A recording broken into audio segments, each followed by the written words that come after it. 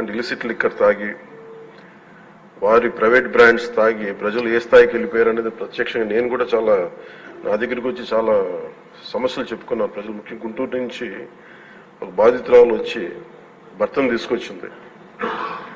భర్తను తీసుకొచ్చి నా భర్త నన్ను కొట్టేస్తున్నాడు, మీరు మాట్లాడండి, వీళ్ళు మందు తాగిని చెప్పి ఆవిడ పాపం బాధపడుతుంటే ఉళ్ళ దెబ్బలు చూపించింది.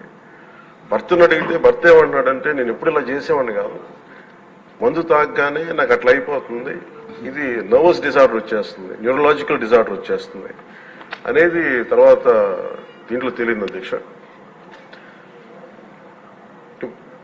పూణె ఒకసారి అంటే ఇది ఇంకా విష్ణుకుమార్ రాజు గారు చెప్పినట్టుగా ఇది ఇంకా 3,000 కోట్లుగా చాలా లోతైన దోపిడీ జరిగింది. దీంట్లో లాస్ ఆఫ్ కన్సిడరబుల్ రెవెన్యూ దాదాపు 18,860 కోట్ల 51 లక్షలు అనేది ప్రాథమికంగా తేలింది. దీంట్లో అంటే ప్రజలకు కావాల్సిన డబ్బు, ప్రజలకి రావాల్సిన డబ్బు ఇవన్నీ కూడా ఎక్కడికి వెళ్ళిపోయినాయి.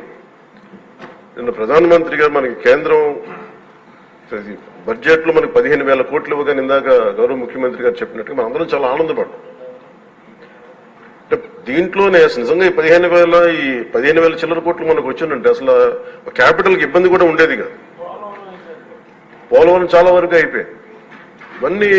ఇవన్నీ పక్కన పెడితే అధ్యక్ష నిన్న రివ్యూ చేస్తా ఉంటే ఒక 20,000 తీసుకున్నాడు ఒక అధికారి, మన ఏసీబీ వాళ్ళు తీసుకున్నారు, ఇంటర్ డిపార్ట్మెంట్ ఏమన్నా డిపార్ట్మెంటల్ ఎంక్వైరీ చేస్తాం అని చెప్పేసి ఒక రివ్యూ ఏదో కేసు గురించి చదువుతా ఉంటే తనకి కాంపెన్సేషన్ రావాలి, తనకి కోర్టుకి వెళ్ళారు. అది మాట్లాడుతున్నా ఒకటే అనిపించింది, ఒక చిన్నపాటి ఉద్యోగి తప్పు చేస్తే 20,000 రూపాయలు లంచం తీసుకున్నాడని చెప్పి లంచం తీసుకున్నందుకు ఏసీబీ ఎంక్వైరీ ఉంది, లేదంటే డిపార్ట్మెంటల్ ఎంక్వైరీ ఉంది.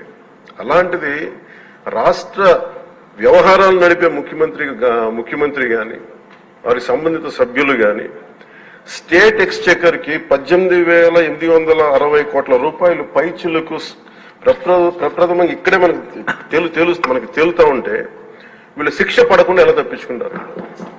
శిక్ష పడాలి. మనకి నైతిక బలం, నైతిక హక్కు ఎలా ఉంటుంది అధ్యక్ష? మనకి ఒక అధికారి 20,000 రూపాయలు నువ్వు తప్పు చేశావని చెప్పి ఏసీబీకి పట్టిస్తున్నావు. వీళ్ళేమో దారుణంగా 18,000 కోట్లు అటు ప్రజల్ని కనీసం వాళ్ళ క్వాలిటీలు మన లిక్కర్ మనకి తాగాలని చెప్పి ఎవరిని మనం కూర్చోబెట్టి మనం పెంపొందించట్లా. ఓకే, ఒక వ్యసనం అనుకోండి, దానికి ఏదైనా పేరు పెట్టుకోండి.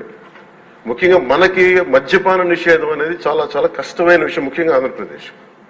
ఒకవైపు యానాం, ఇంకోవైపు మనకి మధ్యప్రదేశ్, ఇంకోవైపు చూస్తే మనకి తెలంగాణ, ఒరిస్సా, తమిళనాడు, కర్ణాటక, ఇన్ని బార్డర్స్ ని షేర్ చేసుకుని మద్యపాన నిషేధం అనేది ఇప్పుడు చాలా కష్టసాధ్యమైన విషయం. గతంలో కూడా చేశారు, సాధించలేకపోయాం. ఇప్పుడు రెగ్యులేట్ చేయాల్సిన అవసరం ఉంది. ఇందాక గౌరవ సభ్యులు బుచ్చయ్య చౌదరి గారు చెప్పినట్టుగా ఒకటి స్టేట్ ఎక్స్చెకర్ కి లాస్ జరిగింది, ప్రజలకి ఆరోగ్యానికి హాని జరిగింది. దాంతోపాటు అసలు ఈ వ్యసనాన్ని తగ్గించే పరిధిలో కూడా కొంత ఉన్నారు, కొంత బడ్జెట్ కేటాయించాలి. ముఖ్యంగా డీ అడిక్షన్ సెంటర్స్ కానీ వీటితో పాటు కేటాయించాలి. అది కూడా సూచన బుచ్చి చౌదరి గారు చెప్పిన సూచన కూడా మనం పరిగణలో తీసుకోవాలి అధ్యక్ష. ఎందుకంటే రేపొద్దు మనమే కనుక 18,000 కోట్లు ప్రస్తుతానికి వస్తే దాంట్లో కనీసం ఒక సర్టెన్ శాతం, ఒక 10% అంటాం, ఎంత పర్సెంటేజ్ పెద్దలందరూ కూర్చొని, విఘ్నులందరూ కూర్చొని దాంట్లో కొంత డీ అడిక్షన్ కి దాన్ని ఖర్చు పెట్టాలి అధ్యక్ష. కేవలం దాన్ని ఆదాయంగా చూడకుండా అట్లీస్ట్ ఒక 10% డీ అడిక్షన్ గా దాన్ని డీ అడిక్షన్ సెంటర్స్ ఖర్చు పెట్టాలి. కానీ అన్నిటికంటే కూడా ఈ రోజున మన గౌరవ ముఖ్యమంత్రి గారు చెప్పింది, వీళ్ళని ఎలా ఇన్వెస్టిగేషన్ అంటే అలిగేషన్, దీంతో ఎండ్ అయింది ఈ ప్రెజెంటేషన్. ఇదే కనుక ఈ రోజున మనకి క్లాప్ మిత్రాస్కి ఈ రోజు డబ్బులు లేక వారికి, అలాగే పంచాయతీ బోర్డులో దాదాపు 9 నెలల నుంచి మనకి జీతభత్యాలు లేక ఒక 59 మంది నలిగిపోతా ఉన్నారు. అలాగే ఫీజు రీఎంబర్స్మెంట్ లేక విద్యార్థులు నలిగిపోతా ఉన్నారు. స్టేట్ ఎక్స్చెకర్ లో డబ్బులు లేవు. కానీ అందరూ ఇన్ని కోట్లాది మంది జీవితాలతో ఆడుకుని వీళ్ళ చేతుల్లో మటుకు ఇన్ని వేల కోట్లు, దాదాపు విష్ణుకుమార్ రాజు గారు చెప్పినట్టు 30,000 కోట్లు వెళ్ళిపోయాయి. 18,000 కోట్లు ముందస్తుగా తెలుస్తుంది, కానీ ఇంకా లోతుగా చూస్తే అది చాలా పెద్ద ఇది స్కామ్, ఇది దోపిడీ. వీటిని కనుక మనం వదిలేస్తే తప్పు చేసిన వాళ్ళని, గత ప్రభుత్వం సంబంధించిన ఇది ఇట్స్ నాట్ అబౌట్ వెండట, పగా ప్రతీకారం కాదు, కానీ వీళ్ళని స్వేచ్ఛగా కనుక వదిలేస్తే వాళ్ళ అదృష్టవశాత్తు ఈ రోజు వాళ్ళు అక్కడ లేరు. వాళ్ళ కనుక ఉండుంటే వాళ్ళకి నిజంగా వాళ్ళకి సమాధానం చెప్పాల్సిన పరిస్థితి ఉండేది. తప్పించుకొని పారిపోయారు వాళ్ళు ఈరోజు, తప్పించుకొని పారిపోయారు వాళ్ళు. We have to make them accountable అధ్యక్ష. వాళ్ళు we have to bring them in to accountability. They have to be penalised. వాళ్ళు దయచేసి గౌరవ ముఖ్యమంత్రి గారికి నేను మీ తరపు నుంచి ఆయనకి తెలియజేసుకున్నాను అధ్యక్ష, దయచేసి వీరిని please we have to penalise them sir. వాళ్ళకి సరైన శిక్ష పడాలి సార్. వీళ్ళకి తప్పించుకోవడానికి కుదరదు సార్. ఏదంటే రేపు పొద్దున ఒక ట్రాఫిక్ కానిస్టేబుల్కి బలం ఇవ్వాలి అంటే ఆపగలమంటే వాళ్ళు ఏమంటారు సార్ లోపల? నేను చిన్నపాటి కానిస్టేబుల్ అయితే నాకేమనిపిస్తుంది, మీరు పెద్దోళ్ళు అయితే వదిలేస్తారు, మమ్మల్ని అయితే పట్టుకుంటారంటారు సార్. మనకు రూలింగ్ కి, గవర్నెన్స్ కి, అడ్మినిస్ట్రేషన్ కి నైతిక బలం పొందు అధ్యక్ష. ఐ రిక్వెస్ట్ యూ, నేను మిమ్మల్ని నేను ఉద్దేశించి అందరినీ హౌస్ మెంబర్స్ గౌరవ సభ్యులందరినీ గౌరవ ముఖ్యమంత్రి గారిని అడుగుతున్నాను అధ్యక్ష మీ ద్వారా. They have to be punished and they have to be penalized whoever they are. ఇది వెండెట్టా పగ ప్రతీకారాలతో కాదు, కానీ we promised that we will bring back accountability. We promise we gonna give a clean and clear governance. గౌరవ సభ్యులు లేవనెత్తిన అంశాలని, వారి ఆవేదనని ఇది ఖచ్చితంగా ఇది తెలుసు అధ్యక్ష. ఇది గత ప్రభుత్వం చేసిన అవకతవకల్ని మనం ఈ ప్రభుత్వం వారసత్వంగా వచ్చింది అధ్యక్ష. గౌరవ సభ్యులు ప్రత్యేకంగా ప్రస్తావించింది, ముఖ్యంగా ప్రస్తావించింది డబ్బులు కనిపిస్తున్నాయి అకౌంట్స్ లోకి వెళ్ళి, కానీ గ్రామ పంచాయతీలోకి వచ్చేటప్పటికి బ్లీచింగ్ పౌడర్ కొనడానికి కూడా డబ్బులు లేవు. ఇది సత్యం అధ్యక్ష. ఇది ఏమైపోయిందంటే కరిమింగిన వెలగపండులా అయిపోయింది. డబ్బులు కనిపిస్తున్నాయి, ట్రాన్సాక్షన్ కనిపిస్తున్నాయి అకౌంట్స్ లో, కానీ నిధులు డ్రా చేయడానికి లేదు. ఇది దీని మీద ప్రత్యేకించి ఇది ఒక క్వశ్చన్ వల్ల కాదు అధ్యక్ష. దీని మీద గౌరవ సభ్యులందరికీ కూడా నేను తెలియజేసుకునేది, దీని మీద ప్రత్యేకించి ఒక 4-5 గంటల సెషన్ జరగాలి అధ్యక్ష.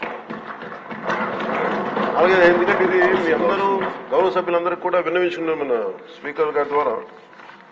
ఇది చాలా లోతుగా అధ్యయనం జరగాలి. దీని మీద ఖచ్చితంగా ఒక వైట్ పేపర్ కూడా తీసుకురావాలని మనస్ఫూర్తిగా కోరుకున్నాం. ఆ ప్రయత్నంలో ఉన్నాం గౌరవ సభ్యులందరూ తెలియజేస్తున్నాం అధ్యక్షుల ద్వారా. సో 2019 నుండి 24 ఇప్పుడు దాకా 15th ఫైనాన్స్ కమిషన్ సంబంధించినంత వరకు 5,251 కోట్లు గ్రామ పంచాయతీల అకౌంట్ లో పడ్డాయి. అలాగే 14వ ఫైనాన్స్ కమిషన్ సంబంధించి 2,336 కోట్లు అకౌంట్ లో పడ్డాయి సార్. టోటల్ గా 7,587 కోట్లు పడ్డాయి. కానీ అందులో 2,285 కోట్లు కరెంటు ఛార్జీల కొరకు ఏపీ డిస్కాం వారికి ఆర్థిక శాఖ పంపించేసింది. దీనికి గౌరవ సభ్యులు అడిగారు, దీనికి ఎవరు అనుమతి తీసుకున్నారని. ఎవరు అనుమతి తీసుకోలేదు, వాళ్ళ ఇష్టారాజ్యం, వాళ్ళు తీసేసుకున్నారు. అడిగేవాళ్ళు ఎవరు లేరు, సో వాళ్ళు తీసేసుకున్నారు. ఇది నేను రివ్యూలు చేస్తా ఉంటే అసలు ఇంకా మీరు అడుగుతున్నాయి చాలా తక్కువ. నాకు లోపల నుంచి ఒక చీమల దండులో వస్తున్నాయి సందేహాలు. సో మా అధికారులు అలసిపోతా ఉన్నారు సందేహాలు. మీకు జస్ట్ ఇది అందుకు నేను అడుగుతానంటే ఒక ప్రత్యేకంగా గౌరవ ముఖ్యమంత్రి గారికి కూడా నేను మీ ద్వారా తెలియజేసుకున్నాను అధ్యక్ష. దీని మీద ఒక స్పెషల్ పంచాయతీరాజ్ అవకతవకల మీద ప్రత్యేకమైన సెషన్ జరగాలి అధ్యక్ష దీని మీద. అలాగే ఇంకా 696 కోట్ల రూపాయలని విడుదల చేయాలి అధ్యక్ష. ఇంకా అది కూడా ఇంకా ఫైనాన్స్ డిపార్ట్మెంట్ దగ్గర ఉంది అధ్యక్ష. అలాగే రవికుమార్ గారు అడిగిన ఇంకొక ప్రశ్న అధ్యక్ష, ఈ పాపులేషన్ ప్రకారం కేటాయించాలి కదా అంటే కేంద్రం వ్యత్యాసాల గురించి అడిగారు అధ్యక్ష. కేంద్రం కేటాయించిన నిధులు ప్రతి సంవత్సరానికి మారుతూ ఉంటాయి అధ్యక్ష. తదనుగుణంగా నిధుల కేటాయింపులు కూడా జరిగాయి. నిధులు విడుదల కాబట్టి అధ్యక్ష దీంట్లో ఇంకా సంతృప్తికరంగా ఉండకపోవచ్చు సమాధానం. Will take it into consideration sir. Will give a detail answer in fourth coming session sir. అలాగే మనకి పంచాయతీల నిధులు పర్ క్యాపిటా గ్రాంట్ కానీ, స్టాంప్ డ్యూటీ కానీ, సెనరై ఛార్జెస్ కానీ వీటికి కూడా నిధులపై కూడా సమీక్షించి చాలా రావాల్సిన అధ్యక్ష పంచాయతీలకి దానికి ఎలా రావాలి, ఏం చేయాలి, విడుదల జరిగేటట్లు విల్ ఇనిషియేట్ ద యాక్షన్ అధ్యక్ష. అలాగే ముఖ్యంగా ఈ వాటర్ బాండ్ ఈ వ్యాధులన్నీ వస్తున్నాయి నీటి ద్వారా, దీనికి స్పెషల్ డ్రైవ్ కండక్ట్ చేస్తాం అధ్యక్ష. విల్ టేక్ ఇట్ ఫార్వర్డ్ అధ్యక్ష. సో ముఖ్యంగా నిన్న గౌరవ సభ్యుల దృష్టికి తీసుకొస్తున్నాను అధ్యక్ష. ఈ డిలే అంటే ఈ ఆలస్యం ఎందుకు జరిగింది అసలు మీరు కొంచెం ఈ అంటే నిన్న రివ్యూ చేస్తున్నప్పుడు అధ్యక్ష టోటల్ గా లోకల్ బాడీస్ సంబంధించి రివ్యూ చేసాం అధ్యక్ష. ఈ పంచాయతీలది దాంట్లో ఉండిపోయింది. ఇట్స్ 3 టైర్ లోకల్ బాడీ ఇది కాబట్టి సెంట్రల్ గవర్నమెంట్ కి ఎలాంటి కాన్స్టిట్యూషనల్ గ్యారంటీ ఉందో, స్టేట్ గవర్నమెంట్ కి ఎలాంటి కాన్స్టిట్యూషన్ గ్యారంటీ ఉందో, ప్రొటెక్షన్ ఉందో, పంచాయతీలకు కూడా అదే ప్రొటెక్షన్ ఉంది అధ్యక్ష. అక్కడ జాతిపిత మహాత్మా గాంధీ గారి ఫోటో పెట్టుకుని గ్రామ స్వరాజ్యం కోసం తపన పడే మనందరం కూడా ఈరోజు నలుగుతా ఉన్నాం. కాకపోతే గత ప్రభుత్వం చేసిన తప్పులు ఎలా ఉన్నాయంటే అధ్యక్ష మొత్తం వదిలేశారు అధ్యక్ష. గాంధీ గారి ఫోటో వరకు దాన్ని పెట్టారు కానీ, అలంకారప్రాయంగా పెట్టారు కానీ నిజంగా ఆయన స్ఫూర్తిని గత ప్రభుత్వం తీసుకెళ్లేదు, ఈ ప్రభుత్వం తీసుకెళ్తాం అధ్యక్ష. అలాగే ముఖ్యంగా జస్ట్ మనం లేటర్ మనం లోతుగా అధ్యయనం చేయబోయే బదులు చాలా సింపుల్ గా అధ్యక్ష మీకు గౌరవ సభ్యులందరికీ చేస్తా ఉన్నాను. నిన్న మా పెద్దలందరితో అధికారులతో కూడా మాట్లాడుతూ ఉంటే ఈ కేంద్రం ప్రతి పంచాయతీకి బ్యాంక్ అకౌంట్ ఓపెన్ చేయమని అధ్యక్ష. అది చేయటం అంటే కీలకమైన కారణాలు ఏంటి, delay is not releasing due to releasing of అంటే భారతదేశ ప్రభుత్వం డిలే చేయలేదు అధ్యక్ష, సకాలానికి పంపించేస్తా ఉంది. కానీ కొంతకాలం ఏమో పంచాయతీ మన ఎన్నికలు జరగకపోవటం వల్ల ఇంకొకసారి వీళ్ళు అడిగింది non integration towards PFMS by the state government. అంటే కేంద్రానికి సంబంధించిన పబ్లిక్ ఫైనాన్స్ మేనేజ్మెంట్ సిస్టమ్ కి అనుసంధానం చేయమని అడిగారు. మొదటి 2 సంవత్సరాలు వీళ్ళు సరిగ్గా చేయకపోవడం వల్ల మేము నమ్మలేం, మిమ్మల్ని డైరెక్ట్ గా పంచాయతీ ఖాతాల్లోకి వెళ్ళాలి, అందుకని మీరు పిఎఫ్ఎంఎస్ కి మీరు అనుసంధానం చేయండి. అది చేయకపోవడం వల్ల కూడా అదొక మేజర్ డిలేస్ అధ్యక్ష. అలాగే డ్యూ టు ఎలక్షన్స్ ని నిర్వహించకపోవడం దానివల్ల కూడా ఆలస్యమైంది అధ్యక్ష. ఇవన్నీ చూస్తే నేను మీకు ప్రత్యేకించి సభకి నేను ఈ పంచాయతీరాజ్ శాఖ బాధ్యత తీసుకున్న నేను మీకు మాటిస్తున్నాను, మీకు దీంట్లో జరిగిన అవకతవకలు కానీ, గత ప్రభుత్వం చేసిన తప్పులు కానీ, అలాగే భవిష్యత్తులో మేము చేస్తున్న రోడ్ మ్యాప్ కానీ సవివరంగా మీకు తెలియజేసి ఈ కరెక్షన్స్ చేసుకుని గాంధీ గారి స్ఫూర్తిని, గ్రామ స్వరాజ్యాన్ని ఈ ప్రభుత్వం సంపూర్ణంగా పాటించి గ్రామ స్వరాజ్యం తాలూకు నిధుల్ని తిరిగి పంచాయతీలకే చెందేలాగా, తిరిగి పంచాయతీలకు వచ్చేలా మేము చర్యలు తీసుకుంటామని మీ అందరికీ గౌరవ అధ్యక్షుడు తెలియజేస్తున్నాం.